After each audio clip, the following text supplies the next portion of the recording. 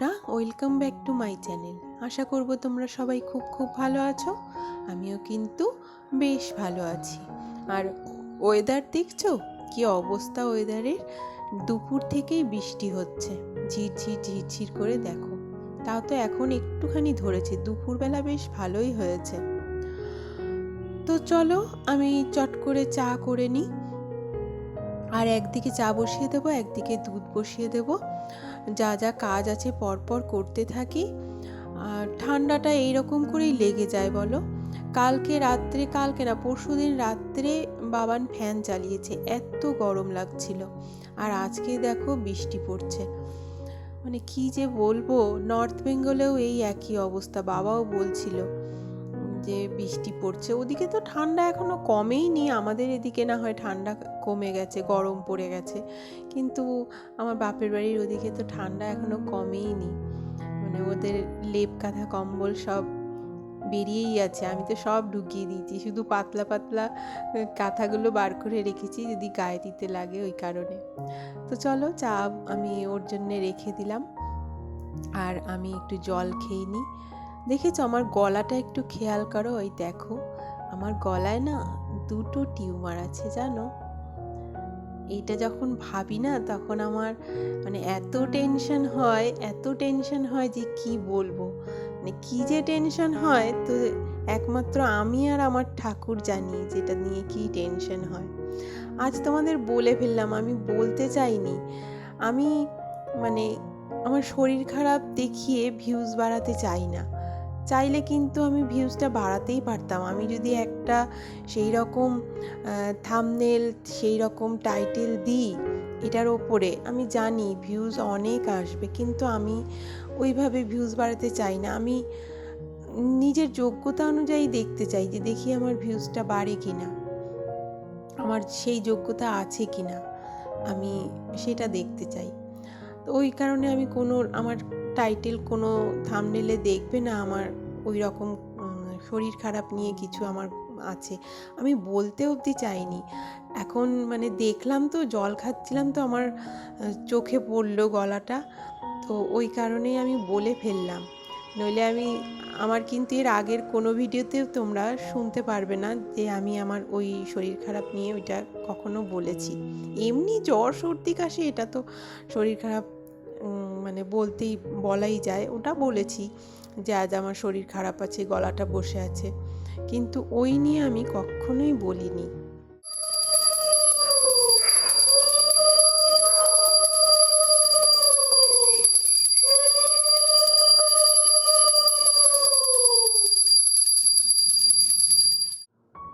আমি সব জায়গায় সন্ধে দেখিয়ে নিই। সন্ধেবেলা আমার ধূপ ধুনো দিতে না খুব ভালো লাগে। ঘরের কোনায় কোনায় আমার ধূপ ধুনো দিতে ছোটোবেলা থেকে এটা আমার খুবই ভালো লাগে। মা যখন সন্ধে দিত আমি সেই ধুনো জ্বালিয়ে সব জায়গায় দেখাতাম। আর আমার এই গুণটা কিন্তু বাবানও পেয়েছে। বাবানও ধুনো জ্বালাতে খুব পছন্দ করে। কোনো পুজো হলেই ও কিন্তু ধুনো জ্বালাবে, আর চারিদিকে সেই ঘরের কোনায় কোনায় ধুনো দেখায়। এটা কিন্তু বাবান পেয়েছে আমার থেকে।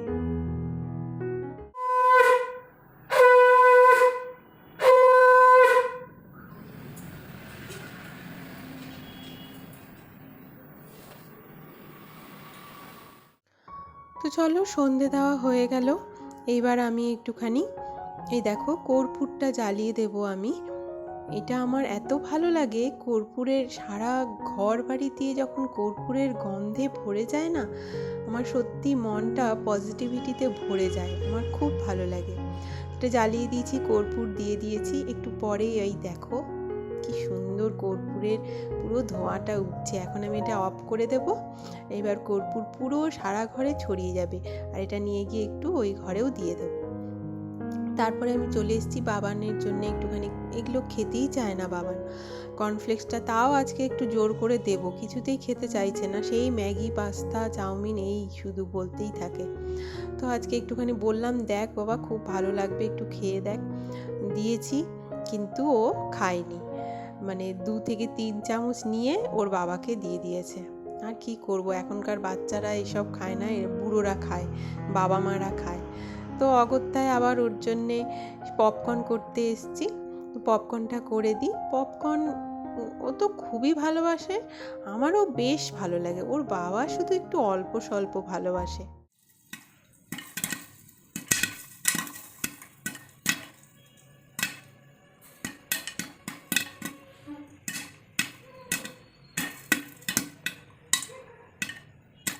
তো চলো, এই দেখো হয়ে গেছে। আওয়াজটা শুনলে কি সুন্দর আওয়াজ হচ্ছিল না? এবার দিয়ে দেব। বাবান যেহেতু বেশি পছন্দ করে, ওকে ওই জন্য বেশি। আমি যেহেতু মোটামুটি পছন্দ করি, আমি মোটামুটি নিয়েছি। আর ওর বাবাকে একদমই অল্প দিয়েছি। ওর বাবা তেমন পছন্দও করে না, আর কর্নফ্লেক্সটাও খেয়েছে। তো আমি একটু এদিকে পরিয়ে নিই আগে মেয়েটাকে, তারপরে আমি আবার রাতের রান্নায় চলে যাব। কি বলো তো বন্ধুরা, হাউসওয়াইফদের না কেউ সেভাবে সম্মান দেয় না। মানে খুব হেয় ছোট মনে করে যে এর কোনো গুণ নেই, তাই হয়তো হাউসওয়াইফ হয়েছে। কোনো গুণ থাকলে নিশ্চয়ই বাইরে কোথাও চাকরি করতো বা কাজ করতো। এটা কিন্তু একদমই ভুল ধারণা, একদমই ভুল ধারণা।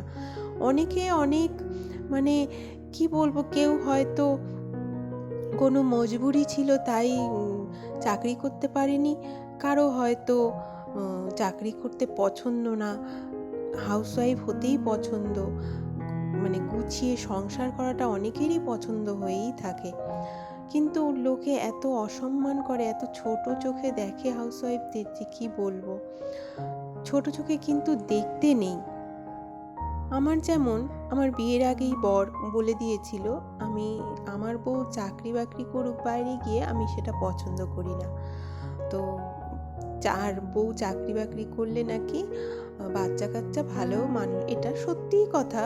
বাচ্চাদের প্রতি সেভাবে খেয়াল রাখা যায় না। দেখো সেদিনকার ঘিটা, সেদিন যে করেছিলাম, এত ভালো হয়েছে ঘিটা, এত কড়া পাকের হয়েছে। তো যাই হোক, বাচ্চাদের প্রতি না সেভাবে সত্যি নজর দেওয়া যায় না। তো সেটা ঠিকই কথা। তো বললাম না, অনেকে অনেক মজবুরি থাকে, তার জন্যে হাউসওয়াইফ হয়ে থাকে। কিন্তু তাদেরকে না অসম্মান করো না, ছোট করো না। বাইরের কাজটাই বরং একটু সোজা। একটা সংসার সামলানো অত সোজা না বন্ধুরা। তো দেখো আমি পরোটা করে নিলাম, আর এই যে মটর পনির করব, সেদিনকার মটরশুঁটিটা রেখে দিয়েছিলাম। ভেবেছিলাম রাখতে পারবো ফ্রিজে, কিন্তু দেখছি যে না, পচে উঠছে। তো ওই জন্য ভাবলাম তাহলে মটর পনিরই করে নিই। আর মটর পনিরটা কিন্তু আমি দুপুরবেলা করে রেখেছি, এটা কিন্তু আমি রাত্রে করছি না। আজকে দুপুরবেলাটা করে রেখেছি, সেই ভিডিওটাই একটু তোমাদেরকে দিলাম।